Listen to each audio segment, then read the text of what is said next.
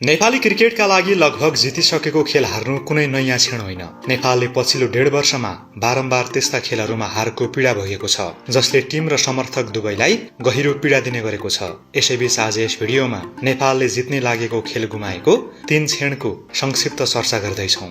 सन् 2024 को टी20 विश्वकपमा दक्षिण अफ्रिका विरुद्धको हार नेपाली क्रिकेट इतिहासकै सबैभन्दा पीडादायक क्षण रह्यो। किङ्ग्सस्टनको अर्नुस भेलग्राउन्डमा टस जितेर फिल्डिङ रोजेको नेपालले उत्कृष्ट बलिङ गर्दै दक्षिण अफ्रिकालाई 115 रनमा रोकियो। जवाफी ब्याटिङमा नेपालको सुरुवात उत्साहजनक थियो। विशेष गरी आसिफ शेखको 42 रनले नेपाल जितको बलियो आधार बनेको थियो। तर नेपाल फिनिसिङमा चुक्यो।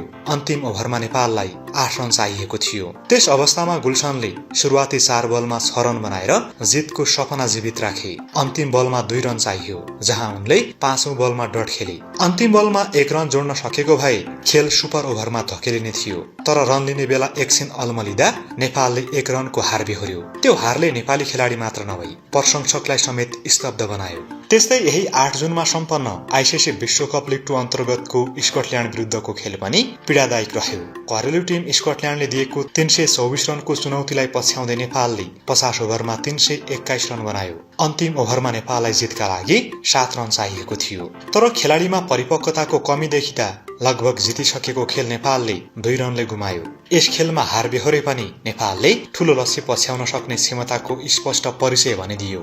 यस्तै महत्वपूर्ण प्रतियोगितामा नेपालले झिनो अन्तरले बेहोरेको अर्को म्याच हो गत अप्रिलमा सम्पन्न 4 देशीय टी20 सिरिज फाइनल। हङकङमा सम्पन्न उक्त फाइनलमा नेपाल र कुवेत भिडेका थिए। त्यस फाइनलमा कुवेतले दिएको 175 रनको लक्ष्य पछ्याएको नेपाल 19.3 ओभरमा 171 रनमा समेटियो। त्यस खेलको अन्तिम ओभरमा सुझबुझपूर्ण ब्याटिङ गरेको भए नेपालले सिरिज जित्ने पक्का जस्तै थियो। तर चौका हिर्काएर खेल जिताउने सक्करमा लाग्दा नेपालले कुवेतसँग 3 रनको झिनो हार बेहोर्यो। यी 3वटा खेल त केही उदाहरण मात्र हुन्। नेपालले विगतमा जित नजिक पुगेको खेल गुमाएको अरू धेरै म्याच पनि छन्। यदि आगामी दिनमा यो कमजोरी हटाउन सकेन भने नेपालले लगभग जितिसकेको खेल हार्ने क्रमलाई अन्त्य गर्न अझै दशकौं लाग्न सक्छ।